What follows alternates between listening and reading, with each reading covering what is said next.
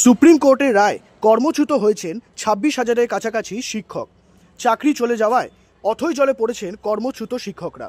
আগামীকাল থেকে তারা কি করবেন, কিভাবে সংসার প্রতিপালন করবেন তা ভেবেই উঠতে পারছেন না তারা। একই সাথে যোগ্য অযোগ্য সব কর্মপ্রার্থীর চাকরি বাতিল হয়ে যাওয়ায় কার্যত সামাজিক সম্মান চ্যালেঞ্জের মুখে তার। এদিকে এই ঘটনায় হুগলির ঋষা বিদ্যাপীঠের ১৯ জন শিক্ষকের মধ্যে ১২ জনের চাকরি বাতিল হয়েছে। এই হিন্দি মিডিয়াম স্কুলে পড়াশোনা করে প্রায় ২,০০০-এর মতো ছাত্রছাত্রী।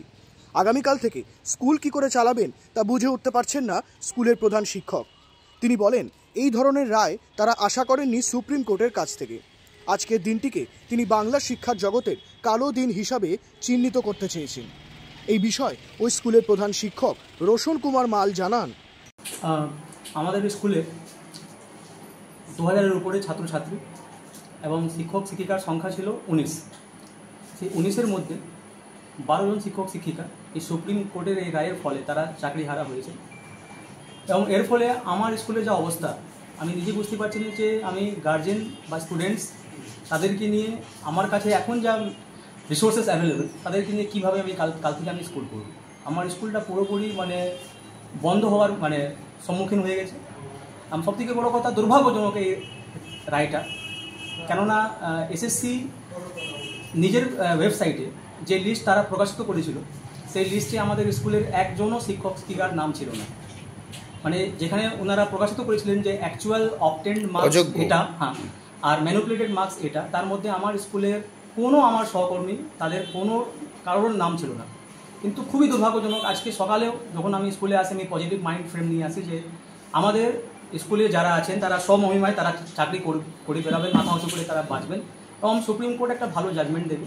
কিন্তু সত্যিকারই বলছি, আজকে এই জাজমেন্টের ফলে খুবই কি বলবো, আমরা আশার আলো কোনো কিছু দেখছি না। আর স্কুলের পক্ষে শুধু আমারই স্কুল নয়, আমাদের আশেপাশে যারা স্কুল যেখান থেকে খবর পাচ্ছি, শিক্ষা ক্ষেত্রে একটা জোরালো অন্ধকার কিন্তু নেমে এলো আজকে। সেক্ষেত্রে একাংশের আইনজীবীরা তো প্রথম থেকেই গোটা প্যানেলটা বাতিলের কথা বলেছে, কি বলবেন? আমার শুধু এটাই মনে হচ্ছে এখন যে আমি আইনজীবী কাউকে না কিছু বলেও আমি এটা বলবো যে যেহেতু দেশের সবথেকে সর্বোচ্চ ন্যায়ালয়তে এই কেসটা হচ্ছিল, আমি ভেবেছিলাম সুপ্রিম কোর্ট অন্তত কিছু মডিফাই করবেন ক্যালকাটা হাইকোর্টের অর্ডারটাকে। যারা সেগ্রিগেশন হয়ে গেছে সেগ্রিগেটেড যেটা ক্যাটাগরি ছিল তাদেরকে বাদ দিয়ে অন্তত যাদেরকে রাখা উচিত ছিল তাদেরকে অন্তত একটা অপরচুনিটি দেওয়া উচিত ছিল। কেননা আজকে যেটা পড়লাম মিডিয়া রিপোর্টে যে সিজিআই বলেছেন যে কিছু সংখ্যক যারা টেন্টেড তাদেরকে টাকা ফেরত দিতে হবে এবং বাকিদেরকে বলছেন তাদেরকে টাকা ফেরত দিতে হবে না। তাহলে এটার মধ্যে আমি একটা বিরোধাভাস খুঁজে পাচ্ছি যে উনি যদি বলেই থাকেন যে এতজন সংখ্যকরা তারা টাকা ফেরত দেবে, যারা টাকা ফেরত দেবে না তার তারা তো টেন্টেড নয়, তারা তো আনটেন্টেড, তারা তো পিওর। তাহলে তাদেরকে কেন বলির পাঠা করা হলো আমি সেটা বুঝে উঠতে পারছি। একজন এইচএম হিসাবে আমি খুবই অসহায় বোধ করছি। স্কুল চালাতে কালকে থেকে খুবই সমস্যা। আমি আজকে আমার মানসিক ভারসাম্য আমি হারিয়ে ফেলেছি স্যার। এরা আমার ভাই বোনের মতন, একই পরিবারের মতন। আমি কি বলবো, আমি সর্বহারা হয়ে গেছি আজকে, কথা বলে বলতে পারছি। আপনার নাম এবং? আমার নাম রোশন কুমার মাল, আমি ঋষা বিদ্যাপীঠ ইউনিট 2 এর প্রধান শিক্ষক। অন্যদিকে ওই স্কুলেরই চাকরি যাওয়া শিক্ষকদের মধ্যে কুণাল মণ্ডল নামে এক শিক্ষক বলেন, তার এবং তার স্ত্রীর চাকরি গেছে রায়ের ফলে। দুজনে সদ্য বিবাহিতা, মাথার ওপর ব্যাংক লোন রয়েছে, বয়স্ক বাবা মা বাড়িতে আছেন। কিভাবে সংসার প্রতিপালন করবেন, কিভাবে আগামী দিন জীবন কাটাবেন তা ভেবেই উঠতে পারছেন না। এদিন তিনি বলেন, প্রথম কথা বলেছি যে আমি আমার ওয়াইফ দুজনেই অ্যাসিস্ট্যান্ট টিচার। এই এসএসসির মাধ্যমে আমরা দুজনে নিয়োগ হয়েছে, দুজনে একসাথেই 2016 যে প্যানেলে নিয়োগ হয়েছে। আর যেহেতু আমরা দুজনে চাকরি পেয়েছিলাম, 2019-এ জয়েন করলাম, বিয়ে থাবা করলাম, তারপরে দেখলাম যে চাকরি হারা। এখন দুজনে আমরা বর আর বউ, আমরা রাস্তায়, আমাদের আমরা দিশা দেখতে পাচ্ছি না কি করব। হয়তো জানি না কি হবে, পরবর্তীকালে আমাদের কি ফেস করতে হবে। আর দুজনেই যেহেতু আমরা বিয়ে থাবা করেছিলাম, একটা সংসার শুরু করব, তার জন্য আমরা যেহেতু লোনের মাধ্যমে আমরা বাড়ি বা যেই হোক যেগুলো দরকার হয় সেই জিনিসগুলো আমরা করার চেষ্টা করেছিলাম। আজ আমাদের উপরে যে ব্যাংকের লোনটা আছে, পার্সোনাল লোন বলুন বা হাউস লোন বলুন, সব লোনের উপর আমরা আছি। কিন্তু ব্যাংক তো আর যে জিনিসটা দেখবে না যে আমাদের বাতিল হয়েছে কিনা, ওনারা আমাদের উপরে যেটা চাপটা ওটা তো দেবেই।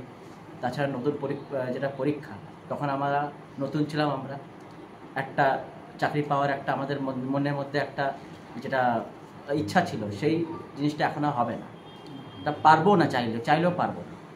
তো আমি এটাই বলবো যে যেটা পরীক্ষা হবে, যদি হয়ও আগামীকালে, পরবর্তীকালে, হয়তো সেই জিনিসটা, সেই নম্বরটা যেটা প্রাপ্ত, যেটা কাট অফ বেরোবে, হয়তো অসুবিধা হবে, আমাদের সকলের পক্ষে অসুবিধা হবে।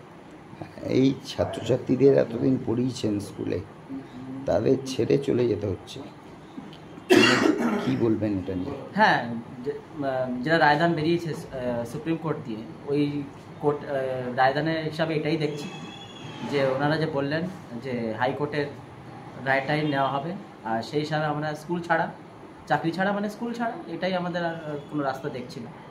এবার দেখি, আশা আছে, আইনের উপরে আশা আছে, যদি কিছু হয়, যদি কোনো হিস্ট্রি ক্রিয়েট হয়, যদি আমাদের যে প্রধান যারা আছেন, সিএম বলুন বা পিএম বলুন, উনি যদি চান কোনোভাবে, প্রেসিডেন্ট বলুন, তাহলে আমাদের এই জিনিসটা আবার রিভিউ করা হোক, দেখা হোক যে কী হোক। আর আমরা চাই ডিসিশন সবাই যারা যোগ্য তারা চাকরি পাক, আর যারা অযোগ্য তাদেরকে যেমন শাস্তি দেওয়ার আইন দিক। এয়ার ইনফ্রাস্ট্রাকচারের উদ্যোগে অহনা অ্যাপার্টমেন্ট, বারাসাতের হৃদয়পুরে নৃপেন ঘোষ সরণিতে তৈরি হচ্ছে নতুন আবাসন প্রকল্প।